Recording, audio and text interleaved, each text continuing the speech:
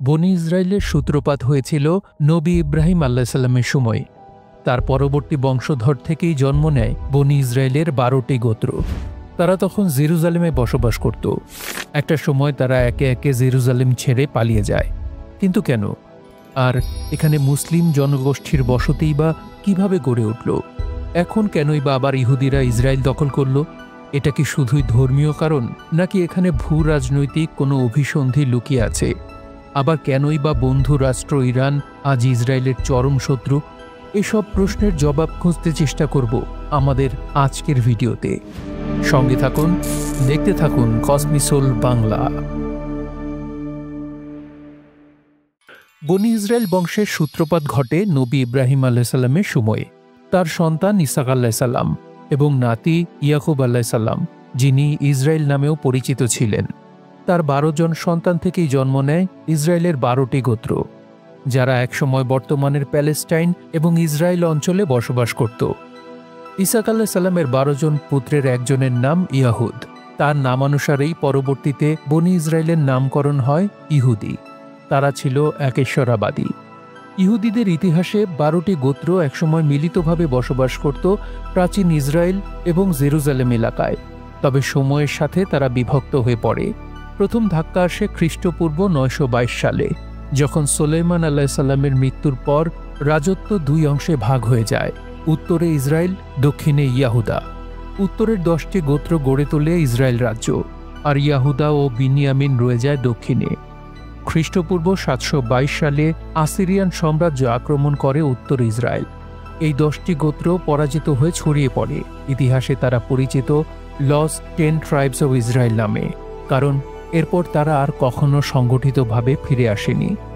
পরবর্তী ধ্বংস আসে খ্রিস্টপূর্ব 586 সালে, যখন ব্যাবিলীয় সম্রাট নেবুচাদনেজার জেরুজালেম আক্রমণ করে। তিনি জেরুজালেম শহর ও ফার্স্ট টেম্পল ধ্বংস করে দেন এবং ইয়াহুদা ও বিনিয়ামিন গোত্রের বহু মানুষকে বন্দী করে নিয়ে যান ব্যাবিলনে। এভাবে ইহুদিদের 12টি গোত্র একে একে জেরুজালেম থেকে উৎখাত হয়। এরপর বড় বিদ্রোহ শুরু হয় খ্রিস্টীয় 66 সালে, যেটা ইতিহাসে the first Jewish Roman war নামে পরিচিত। এই বিদ্রোহ ছিল ধর্মীয় দমন পীড়ন ও রাজনৈতিক শোষণের বিরুদ্ধে এক প্রতিক্রিয়া। ইহুদিরা জেরুজালেম পুনর্দখল করে নেয়, কিন্তু রোমান সাম্রাজ্য পাল্টা আঘাত আনে। অবশেষে 70 খ্রিস্টাব্দে জেনারেল টাইটাসের নেতৃত্বে রোমান বাহিনী জেরুজালেম ধ্বংস করে দেয়। গুঁড়িয়ে দেওয়া হয় ইহুদিদের পবিত্র সেকেন্ড টেম্পল, যেটা আজও তাদের ইতিহাসের এক গভীর ক্ষত। কিন্তু এখানেই শেষ হয়নি। দ্বিতীয়বার ইহুদি বিদ্রোহ করে 132 খ্রিস্টাব্দে, যেটা বার খোকবা রিভল্ট নামে পরিচিত। যদিও এটি শুরুতে সফল হয়, কিন্তু শেষ পর্যন্ত রোমানরা ভয়াবহভাবে তা দমন করে। লাখো ইহুদি নিহত হয় এবং তাদের বহু জনকে জোর করে বিতাড়িত করা হয় প্যালেস্টাইন অঞ্চল থেকে। ফিলিস্তিন, যে ভূমিকে কোরআন আখ্যা দিয়েছে পবিত্র ভূমি নামে, সেখানে মুসলিমদের আগমন ঘটে 7ম শতাব্দীতে, ইসলামের সূচনা লগ্নেই। নবী মুহাম্মদ সাল্লাল্লাহু আলাইহি সাল্লামের ইন্তেকালের পর 637 খ্রিস্টাব্দে ইসলামের দ্বিতীয় খলিফা হযরত উমর রাদিয়াল্লাহু আনহু এর সময় মুসলিম বাহিনী বাইজেন্টাইন সাম্রাজ্যের কাছ থেকে জেরুজালেম দখল করে নেয়। মুসলিম সেনাপতি হযরত আবু উবাইদা রাদিয়াল্লাহু আনহুর নেতৃত্বে পরিচালিত হয় এই অভিযান। জেরুজালেমের খ্রিস্টান শাসকরা আত্মসমর্পণের শর্ত হিসেবে চেয়েছিল উমর রাদিয়াল্লাহু আনহু নিজে এসে চুক্তি করবেন। তিনি সরল পোশাকে উটের পিঠে করে জেরুজালেমে আসেন, সত্য, ন্যায় ও বিনয়ের প্রতীক হয়ে। খ্রিস্টানদের সাথে এক শান্তিপূর্ণ চুক্তির মাধ্যমে মুসলিমরা জেরুজালেমের দায়িত্ব নেয় এবং এরপরে গড়ে ওঠে ইসলামের অন্যতম প্রধান স্থাপনা আল আকসা মসজিদ, যেটি কেবল একটি মসজিদ নয়, বরং মুসলিম হৃদয়ের সঙ্গে গভীরভাবে জড়িয়ে থাকা এক আত্মিক কেন্দ্র। মুসলিম শাসনে ফিলিস্তিন ছিল ধর্মীয় সহাবস্থান, জ্ঞান ও সভ্যতার এক উজ্জ্বল কেন্দ্র। ইসলাম শুধু বিজয় আনেনি, এনেছিল ন্যায় বিচার ও সহনশীলতার নতুন দৃষ্টান্ত। এই ছিল ফিলিস্তিনে মুসলিমদের আগমনের সূচনা। দ্বিতীয় বিশ্বযুদ্ধে নাসি বাহিনীর নেতা অ্যাডলফ হিটলার ইহুদি জাতিকে পৃথিবী থেকে মুছে ফেলতে চেয়েছিলেন। 1939 থেকে 1945 সাল পর্যন্ত হিটলারের নির্দেশে 6 মিলিয়ন বা 60 লক্ষেরও বেশি ইহুদিকে হত্যা করা হয়।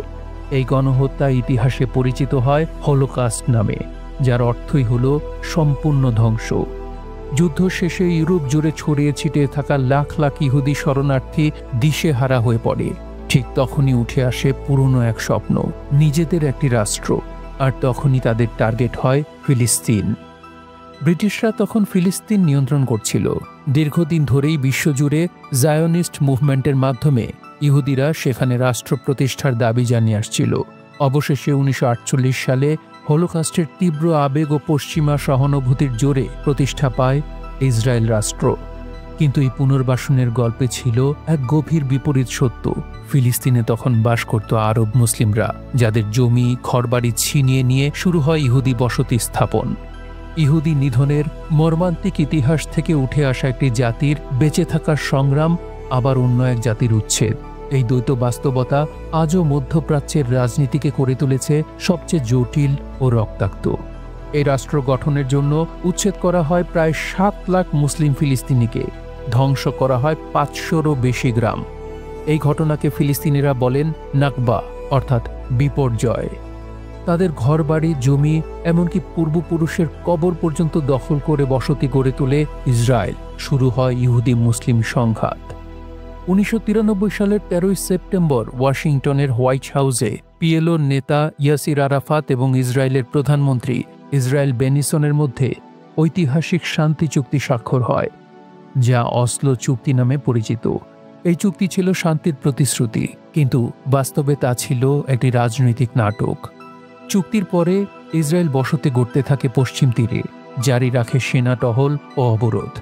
এরপর 2000 সালে ক্যাম্প ডেভিড চুক্তি এবং 2007 সালের আনাপোলিস সম্মেলনে ব্যর্থ হয়, কারণ ইসরায়েল কখনোই প্রকৃত স্বাধীন ফিলিস্তিন রাষ্ট্র মেনে নেয়নি। 2006 সালে হামাস নির্বাচনে জয়ী হলে ইসরায়েল ও পশ্চিমারা তা মেনে নেয়নি। 2007 থেকে গাজাকে ঘিরে স্থল, জল ও আকাশপথে অবরোধ শুরু হয়। গাজা হয়ে ওঠে পৃথিবীর সবচেয়ে বড় খোলা কারাগার। খাদ্য, পানি, চিকিৎসা সবকিছুর অভাবে প্রতিদিন মরছে অসহায় মানুষ। এরপর গাজার উপর চলে একের পর এক সামরিক অভিযান, যা আজ পর্যন্তও চলছে। ইসরায়েলের দাবি তারা আত্মরক্ষা করছে, কিন্তু আদতে নিহত হয় শত শত শিশু, নারী ও সাধারণ মুসলিম জনগণ। জাতিসংঘে বহু প্রস্তাব উঠলেও আমেরিকা বারবার ভেটো প্রয়োগ করে ইসরায়েলকে রক্ষা করে। বিশ্বের মানবাধিকার সংস্থাগুলো বারবার বলছে ইসরায়েল অপার্থাইড শাসন চালাচ্ছে, তবু ইসরায়েল অব্যাহত রেখেছে দখল ও ধ্বংস। কেন ইংল্যান্ড প্যালেস্টাইনে ইসরায়েলের পুনর্বাসন করল? কেন এখনো আমেরিকা অন্ধের মতো ইসরায়েলকে সমর্থন দিয়ে আসছে? আপনাদের কাছে কি মনে হয়, এটা কি শুধুই ধর্মীয় কারণ, নাকি ধর্মের আড়ালে বাস্তবায়িত হচ্ছে অন্য কিছু? ধর্মীয়ভাবে প্যালেস্টাইন তথা জেরুজালেমের গুরুত্ব অস্বীকার করার কোনো উপায় নেই। এটি পৃথিবীর একমাত্র অঞ্চল যা বিশ্বের 3টি গুরুত্বপূর্ণ ধর্ম তথা ইহুদি, খ্রিস্টান ও মুসলিম ধর্মের পবিত্র স্থান। আর এই ধর্মীয় গুরুত্বটিকে কাজে লাগিয়েই সারা বিশ্বের মানুষের চোখে ধুলো দিয়ে বেড়াচ্ছে ব্রিটেন তথা ইউরোপ এবং আমেরিকানরা। তারা জানে এটি এমন একটি অঞ্চল যা দখলে থাকলে একই সাথে তাদের অর্থনীতি মজবুত থাকবে এবং মুসলিম বিশ্ব কখনো মাথা উঁচু করে দাঁড়াতে পারবে না। এর জন্য তাদের অনেকগুলো প্ল্যান বাস্তবায়ন করতে হয়েছে। প্রথম প্ল্যানটি বাস্তবায়ন করা হয় 1920 সালে প্রথম বিশ্বযুদ্ধের পরপর ব্রিটেনের দ্বারা অটোমান বা উসমানীয় সাম্রাজ্য দখলের মাধ্যমে। কারণ অটোমানরা ছিল মুসলিম, আর তারা ধীরে ধীরে ইউরোপ এবং আমেরিকার জন্য হুমকি হয়ে উঠছিল। দ্বিতীয় প্ল্যান, তারা যখন দেখল আরবরা তেল সমৃদ্ধ হয়ে গেছে, তারা যে শুধু আর্থিকভাবে সচ্ছল হবে তা না, বিশ্ব ক্ষমতা তাদের হাতে যাওয়া শুধু সময়ের ব্যাপার। ঠিক সেই সময় তারা আরব দেশগুলোর সাথে বন্ধুত্ব সম্পর্ক গড়ে তুলল। আরবদের কাছে তেল উত্তোলনের কোনো টেকনোলজি ছিল না। তারা আরবদের তেল উত্তোলন করে দেওয়ার প্রস্তাব দিল। আরবদের হাতে প্রচুর টাকা আসতে শুরু করলে তারা আরবদের ভোগ বিলাসিতায় মত্ত করে তুলল। এরপর একে একে আরব দেশগুলোতে তাদের সামরিক ঘাঁটি তৈরি করল, আর আরব গালফের দেশগুলোর মধ্যে একে অপরের সাথে দ্বন্দ্ব তৈরি করে দিল। এতে আরব মুসলিম, যারা একসময় ভাই ভাই ছিল, টাকা ও ক্ষমতার দম্ভে তারা হয়ে উঠল একে অপরের শত্রু। ব্রিটেন আমেরিকার এই ফাঁদে পা দেয়নি ইরাক, মিশর, লিবিয়া এবং সিরিয়া। যদিও মিশর, লিবিয়া এবং সিরিয়া 3টি দেশই উত্তর আফ্রিকা অবস্থিত, কিন্তু জিওপলিটিক্যালি তারাও আরব গালফের দেশগুলোর মধ্যে গুরুত্বপূর্ণ। যাই হোক, পরবর্তীতে তাদের কি করুণ পরিণতি গ্রহণ করতে হয় তার বলার অপেক্ষা রাখে না। তৃতীয় প্ল্যানটি ছিল মধ্যপ্রাচ্যের জিওপলিটিক্সের জন্য সবচেয়ে গুরুত্বপূর্ণ স্থান ভূমধ্যসাগরের দখল নেয়া। এই ভূমধ্যসাগর অঞ্চলেই রয়েছে পৃথিবীর বিখ্যাত সুয়েজ খাল। আন্তর্জাতিক বাণিজ্যের জন্য এটি অত্যন্ত গুরুত্বপূর্ণ। এটা হলো এশিয়া, ইউরোপ আর আফ্রিকার সংযোগস্থল। বিশেষ করে ইউরোপের খাদ্য, গ্যাস ও জ্বালানির সিংহভাগ এই সুয়েজ খালের মধ্যে দিয়ে যেতে হয়। তাই এটা বুঝতে আর বাকি নেই যে এই অঞ্চল যে নিয়ন্ত্রণ করবে সেই অঘোষিতভাবে ইউরোপ এবং আমেরিকাকে নিয়ন্ত্রণ করতে পারবে। এই বিষয়টি আরব লীগ না বুঝলেও আমেরিকান এবং ইউরোপিয়ানরা ঠিকই বুঝেছিল। প্রশ্ন হচ্ছে, আরব দেশগুলো যদি একত্র হয় তাহলে কি তারা ভূমধ্যসাগরীয় অঞ্চল নিয়ন্ত্রণ করে ইউরোপের উপর কৌশলগত চাপ তৈরি করতে পারবে? উত্তরটা হচ্ছে হ্যাঁ, পারবে, কিন্তু কিছু শর্তে। কি সেই শর্ত? Lebanon, Syria, Libya, Algeria, Tunisia ও মরক্কো এরা সবাই ভূমধ্যসাগরের উপকূলীয় দেশ। আরব দেশগুলোর হাতে রয়েছে বিশ্বের তেলের প্রায় 50% রিজার্ভ। এই শক্তি দিয়ে তারা চাইলে ইউরোপের ওপর জ্বালানি, বন্দর ও বাণিজ্যিক রুটে চাপ সৃষ্টি করতে পারে। একটা উদাহরণ দিলে বিষয়টা আরও সহজ হবে। 1973 সালে আরব দেশগুলো একবার এই অস্ত্র ব্যবহার করেছিল তেলকে রাজনৈতিক অস্ত্রে পরিণত করে। যখন ইসরায়েল আবার ফিলিস্তিন ও আরব অঞ্চল দখল করে, তখন সৌদি আরব, মিশর ও আরও কয়েকটি দেশ পশ্চিমাদের কাছে তেল রপ্তানি বন্ধ করে দেয়। ফলাফল, ইউরোপে প্রচণ্ড জ্বালানি সংকট, মার্কিন অর্থনীতিতে ধস এবং তেলের দাম হয়ে যায় আকাশচুম্বী। ধরে নিই, আবার যদি আরব রাষ্ট্রগুলো একত্র হয়, মিশর সুয়েজ খাল বন্ধ করে দেয়, লিবিয়া, আলজেরিয়া ইউরোপে গ্যাস সরবরাহ বন্ধ করে, সৌদি, কুয়েত, কাতার তেল রপ্তানি স্থগিত করে, তাহলে ইউরোপে দেখা দিবে শক্তিশালী জ্বালানি সংকট, অর্থনীতি হবে বিপর্যস্ত। পশ্চিমাদের বাধ্য করা যাবে ইসরায়েলের আগ্রাসন থামাতে। কিন্তু বাস্তবে তা হচ্ছে না, কারণ ঐক্যের অভাব, ভীতি এবং ক্ষমতা ধরে রাখার রাজনীতি। ভূমধ্যসাগর, তেল, সুয়েজ খাল এসবই এখনও আরব এবং উত্তর আফ্রিকার দেশগুলোর জন্য এক বিশাল শক্তি। কিন্তু এই শক্তি ব্যবহারের জন্য দরকার ঐক্য, সাহস এবং জনগণের প্রতি দায়বদ্ধতা। যতদিন আরব রাষ্ট্রগুলো সত্যিকারের ন্যায়ের পক্ষে দাঁড়াবে না, ততদিন ফিলিস্তিনিদের কষ্ট চলবে আর ইউরোপ, আমেরিকা নির্ভয়ে আগ্রাসন চালিয়ে যাবে। ব্রিটেন আমেরিকার এই অঞ্চল দখলে রাখার কারণ তো পরিষ্কার, কিন্তু ইহুদিদের উদ্দেশ্য কি? তারা কেন এত মারামারি, হানাহানি করেও জেরুজালেম তথা প্যালেস্টাইনের দখল নিতে চায়? তাদের কারণটা সম্পূর্ণ ধর্মীয়। ইহুদি বিশ্বাস অনুযায়ী প্রায় 3000 বছর আগে সুলাইমান আলাইহিসসালাম ঈশ্বরের আদেশে এখানে প্রথম উপাসনালয় বা টেম্পল নির্মাণ করেন, যা ফার্স্ট টেম্পল নামে পরিচিত।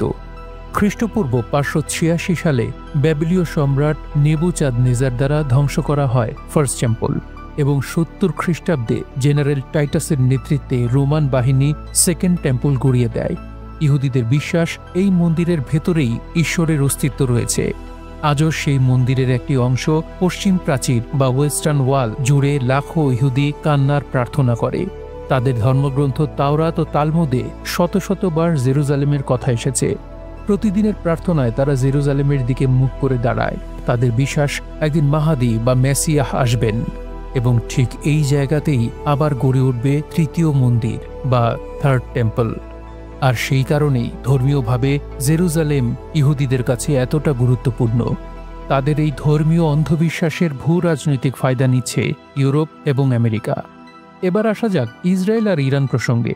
আজ যাকে আমরা ইসরায়েলের চরম শত্রু বলে জানি, সেই ইরান একসময় ছিল ইসরায়েলের অন্যতম বন্ধু। শুরুটা 1948 সালে ইসরায়েল রাষ্ট্র প্রতিষ্ঠার ঠিক পরপরই। তৎকালীন ইরান ছিল রাজতান্ত্রিক শাহ মোহাম্মদ রেজা পাহলভির শাসনে। ইরান ইসলামিক নয়, বরং ছিল পশ্চিমাপন্থী। তারা ইসরায়েলের সাথে তেল, অস্ত্র, গোপন গোয়েন্দা চুক্তি করেছিল। ভাবতে পারেন, অস্ত্র, গোপন গোয়েন্দা চুক্তি একটি দেশ আরেক দেশের সাথে কোন লেভেলে বন্ধুত্ব সম্পর্ক বা বিশ্বাস থাকলে করতে পারে? ইরান ছিল সেই কয়েকটি মুসলিম দেশের একটি যে প্রকাশ্যে না হলেও ইসরায়েলের অস্তিত্ব স্বীকার করেছিল। দৃশ্যপট সম্পূর্ণ পাল্টে যায় 1979 সালে ইরানের এক ইসলামী বিপ্লবে। শাহের পতন ঘটে, ক্ষমতায় আসে আয়াতুল্লাহ খোমেনির নেতৃত্বে ইসলামিক রিপাবলিক। নতুন সরকার ইসরায়েলকে বলল শয়তানের রাষ্ট্র। ইসরায়েল ও আমেরিকাকে ঘোষণা করল ইসলামের শত্রু। তারা ইসরায়েলের দূতাবাস বন্ধ করে দেয় আর সেখানে চালু করে ফিলিস্তিন দূতাবাস। এরপর থেকে ইরান ইসরায়েল সম্পর্ক দাঁড়ায় ছায়াযুদ্ধ বা প্রক্সি ওয়ার মঞ্চে। ইরান সমর্থন দেয় ফিলিস্তিনি গোষ্ঠী হামাস, লেবাননের হিজবুল্লাহ এবং সিরিয়ার আসাদ সরকারকে। ইসরায়েল এসব গোষ্ঠীকে সন্ত্রাসী আখ্যা দিয়ে ইরানকে মধ্যপ্রাচ্যের সবচেয়ে বড় হুমকি বলে চিহ্নিত করে। ইসরায়েল বারবার ইরানের পরমাণু কর্মসূচি ধ্বংস করতে গোপনে সাইবার হামলা ও বিজ্ঞানীদের হত্যা করেছে। আর ইরান ঘোষণা দিয়েছে ইসরায়েল একটা অবৈধ রাষ্ট্র, যাকে পৃথিবীর মানচিত্র থেকে মুছে ফেলতে হবে। 12 জুন 2025 রাতের অন্ধকারে মধ্যপ্রাচ্যের বাতাসে ভেসে আসে যুদ্ধের গন্ধ। ইসরায়েল চালায় এক নিঃশব্দ অথচ ভয়ঙ্কর গোপন মিশন। টার্গেট ইরানের সামরিক ও পরমাণু শক্তির শীর্ষ মস্তিষ্করা। রাতের আঁধারে একে একে চালায় গোপন এক হত্যাকাণ্ড, যেখানে ছিল ইরানের আর্মি চিফ অফ কমান্ড সহ উচ্চ পর্যায়ের আর্মি অফিসার এবং ইরানের পরমাণু বিজ্ঞানী সহ গুরুত্বপূর্ণ ব্যক্তিরা। বিশ্লেষকরা বলছেন এই হামলার পেছনে রয়েছে মোসাদ, ইসরায়েলের দুর্ধর্ষ গোয়েন্দা সংস্থা। সিরিয়া ও কুর্দি অঞ্চলের ভেতর থেকে চালানো হয় এই অপারেশন। 12 জুনের গোপন হামলা ইরানের শীর্ষ সামরিক কর্মকর্তারা নিহত হওয়ার কয়েকদিনের মধ্যেই ইরান প্রতিশোধে ঝাঁপিয়ে পড়ে। সোজা মিসাইল ছুড়ে ইসরায়েলের সামরিক ঘাঁটি ও উত্তরাঞ্চলে তীব্র আঘাত হানে। হামলা শুরু হয় 16 জুন রাত 1:40 ইরানের পশ্চিমাঞ্চল থেকে একযোগে ছোড়া হয় 30টির বেশি ব্যালিস্টিক মিসাইল ও ড্রোন। টার্গেট ইসরায়েলের উত্তরের হাইফা, সাফেদ এবং গোলান হাইটসের সামরিক ঘাঁটি। ইসরায়েলের আয়রন ডোম ক্ষেপণাস্ত্র প্রতিরক্ষা সিস্টেম বেশ কিছু মিসাইল আকাশেই ধ্বংস করলেও এই হামলায় তারা বেশ ক্ষতির সম্মুখীন হয়। তবে কোনো পক্ষই তাদের কি পরিমাণ ক্ষয়ক্ষতি হয়েছে সে বিষয়ে মুখ খোলেনি। দুঃখের বিষয়, আরব গালফের দেশগুলো এই যুদ্ধের বিষয়ে সরাসরি কোনো পক্ষ সমর্থন না করলেও জর্ডান এবং সিরিয়া সরাসরি ইসরায়েলের পক্ষ নিয়ে তাদের আকাশে ইসরায়েলকে উদ্দেশ্য করে ছোড়া ইরানের মিসাইল ধ্বংস করছে এবং ইরানের বিরুদ্ধে হামলা করার জন্য ইসরায়েলের বিমান বাহিনীকে তাদের আকাশসীমা ব্যবহার করার অনুমতি দিয়েছে। যুক্তরাষ্ট্র ও ইউরোপিয়ান ইউনিয়ন বরাবরের মতোই ইরানকে দোষারোপ করছে এবং ইসরায়েলের আত্মরক্ষার অধিকারকে সমর্থন জানিয়েছে। জাতিসংঘে জরুরি বৈঠক ডাকা হয়, কিন্তু এখনও কোনো কার্যকর সমাধান আসেনি।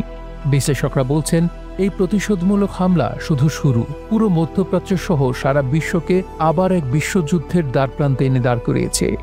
মধ্যপ্রাচ্যের এই সংকট এত সহজে যে সমাধানের পথ পাবে না সেটা বুঝতে খুব একটা বেগ পেতে হয় না। এর একমাত্র সমাধান মধ্যপ্রাচ্য সহ সকল মুসলিম দেশের মধ্যে লোভ, হিংসা, দ্বন্দ্ব, সংঘাত ভুলে একতাবদ্ধ হওয়া, পশ্চিমা আগ্রাসন এবং আধিপত্যবাদ রুখে দেয়া। অথবা বিশ্ব রাজনীতিবিদরা যদি বুঝতে পারেন ধর্ম মানুষের জন্য, মানুষ ধর্মের জন্য নয়, শান্তি প্রতিষ্ঠা ও মানবতার সুরক্ষা ছাড়া প্রকৃত উন্নয়ন কখনো সম্ভব নয়। যদি বিশ্ব আজ এই শিক্ষাকে হৃদয়ে নিয়ে সহিষ্ণুতা ও সংলাপের পথ বেছে নেয়, তবেই মধ্যপ্রাচ্যে দীর্ঘস্থায়ী শান্তি আসবে এবং তৃতীয় বিশ্বযুদ্ধের রশ্মি সংকেত থেমে যাবে। এই দায়িত্ব শুধু আরব ও মধ্যপ্রাচ্যের নয়, বরং পুরো বিশ্বের। কারণ শান্তি হল সকলের স্বার্থ এবং মানবতার বিজয়ের একমাত্র পথ। আমাদের পুরো ভিডিওটি আপনাদের কাছে কেমন লাগলো কমেন্ট করে জানান, আর ভালো লাগলে একটা লাইক করার অনুরোধ রইল। সবাই ভালো থাকবেন, সুস্থ থাকবেন। আবার আসবো অন্য কোনো ভিডিও নিয়ে। সে পর্যন্ত বিদায় নিচ্ছি। আল্লাহ হাফেজ।